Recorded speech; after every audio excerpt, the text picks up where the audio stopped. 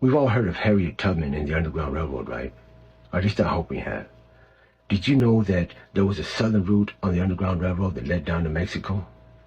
Yeah, because you see, in 1821, Mexico won its independence from Spain. And in 1829, just 8 short years later, Mexico abolished slavery, 34 years before Abraham Lincoln's Emancipation Proclamation. Now, the president of Mexico when slavery was abolished was Vicente Ramon Guerrero Saldaña.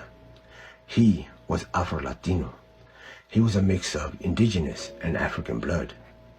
Now, not only did Mexico take a stand against slavery, but in 1850, when the United States passed the Fugitive Slave Act, Mexico refused to honor it, and also refused to sign a separate treaty based on it with the United States, and let it be known that any slave that crossed its borders would be free. Now, some of those that benefited from this were the Maroons, Muskogos, or Black Seminoles, black freedmen or escaped African slaves who, once they crossed into Mexico, petitioned the Mexican government for land, and they were granted this land near Coahuila, where their descendants were raised free. Now back to Vicente Guerrero. He not only abolished slavery, but abolished the caste system, which left a bad taste in the mouths of the descendants of the colonizers that still remained in Mexico.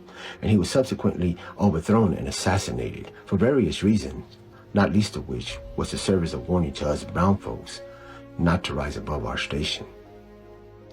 The more you know. If you Google it, you can find articles and videos about the little-known Underground Railroad that ran south to Mexico. Unlike the northern free states, Mexico did not agree to return people who had fled from slavery. See, slavery was illegal in Mexico. Researchers estimate about 5,000 to 10,000 people escaped from bondage into Mexico, but there wasn't a lot of records back then.